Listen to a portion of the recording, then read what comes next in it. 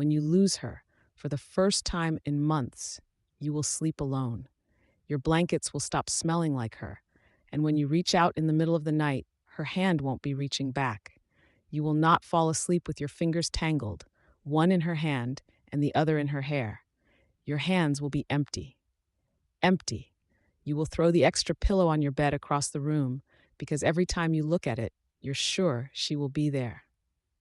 You will stare at the ceiling with the same eyes that used to get lost in hers, and it won't matter how many blankets you put on. You will be cold. You will question why she didn't choose you, and you'll wonder who she is sleeping with now because you know she can't sleep alone. You will breathe, reach, tangle your fingers in your sheets, stare into nowhere, and cry. And then finally, you will let go. For the first time in months, you will become accustomed to sleeping alone. Doubt keeps telling me that I made the wrong choice, that I will never find a love like this one, that this is the only place that I will feel at home. You are not a second choice. They didn't choose you, not because you are not worthy, but because they weren't built to love you. I know their arms feel like they were supposed to carry you, but their lack of strength is not a testimony of the weight of your soul, but rather the weakness of theirs. You are not too much. It feels like you're lost. You're on a ship sailing through troubled waters, occasionally pulling a drowning soul on board. You mend whatever has left them broken. Once they are whole, they leave, and you are alone again. Sometimes you want to jump overboard and let someone save you instead. But you are too kind to be a temporary passenger in someone's heart. Do me a favor. Stay on board.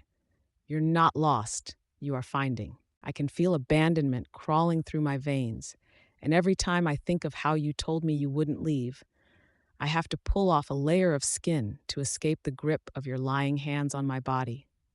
Today I was envious of a goldfish. Somewhere I heard that goldfish have a memory that lasts 3 seconds. I would spend the rest of my life in a fishbowl to forget the way it felt to hold you. There is no appropriate way to grieve light things on fire or don't. It isn't just that I didn't matter to you. It's that this will be another case in the file cabinet in my mind to prove my hypothesis that I don't matter at all. And the file is getting too big, and my heart is feeling awfully small. And I can't help but wish that you would have proved me wrong. I want to take a knife and peel myself like an orange. I want to pick out all the parts that no one wants and throw them away. She seems nice, but please don't tell me about the little things she does to make you laugh. Please don't post videos of her dancing around her room. Please don't walk around holding her hand and looking into her soul, because I have a sense of humor too, and I can dance around the room. I have hands to hold and a soul to see. She seems nice, but you doing those things with her reminds me that you're not doing them with me. When I'm hurting, I have a tendency to shove myself into small places. Usually I get in my closet and sit in the dark. It's like if I can squeeze all of my pain into a tiny place, maybe I can make it feel a little smaller. I can't go outside. I'm too scared. I'm going to run into you with her. You've just come in from a rainstorm. You can't expect to be immediately dry, warm, and comfortable. But you can do the little things. Take off the heavy clothing. Turn on the coffee pot. Wrap yourself in a blanket. One small thing at a time. Healing is a process. I hate you, flower. I hate the way that nature gives you all you need. I needed her, and now I'm alone. I ache for the music your heart made with mine. Sometimes it hurts so bad that you shake and tears stream down your face, and each inhale feels like a battle between you and the world that is collapsing around you. Panic. Sometimes it hurts so bad that you can't move. You stay in your bed for days and stare in the ceiling. You lose the line between you and everything else in the world. Paralysis. I've been staring at myself. I keep wishing that I could find the reason that you left in my mirror.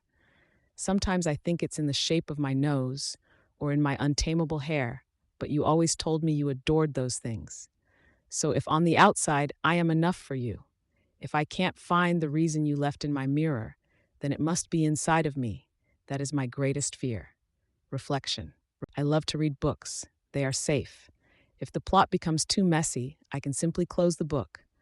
I wish I could trap my life in the pages of a book. Please don't tell me that my space in your heart belongs to someone new. You are music constantly fighting its way into my mind, a violent, rebellious, but beautiful melody. I try to turn down the volume. I try anything to turn down the volume. I fight. I talk. I write. I paint. I submerge my head in water and I scream. Why won't you get out of my head? As much as you would like them to be. Apologies are not always bandages to mend a broken heart. Sometimes I'm a rain-soaked pile strewn across my unmade bed. Every movement carries the weight of 1,000 storm clouds. I am waiting for someone to pick me up and wring me out, but every time they try, I scream, their hands attempting to twist me and remove the heaviness. They don't know that the heaviness keeps me safe. Losing all of this water means losing control. Leaving my bed is a risk I'm not willing to take. I know this is my fault too. Guilty. Cleaning makes me feel like I have control, as if manipulating the area around me will somehow rearrange whatever is broken within me, as if removing the speckles from my mirror will somehow clarify all of the whys that are eating me alive. Am I so far gone that folding my socks makes it easier to breathe? The irony that I love when everything has a place, and at the same time feel that I have no place here. I author my own chaos, then ask why the tempest won't subside. I am an expert at appreciating everything about her. Why can't I love me that way? I've always liked my own company, but now when I'm alone, your words are all that I hear. So here I sit in public places, hoping that the voices around me will be louder than the voices within. I take pride in my impressive vocabulary. So why is your name the only word that comes out of my mouth these days? This is getting old. What if no one wants to read it? What if no one else feels this way? What if you're just obsessive? Self-criticism. My friends keep telling me that you weren't that special.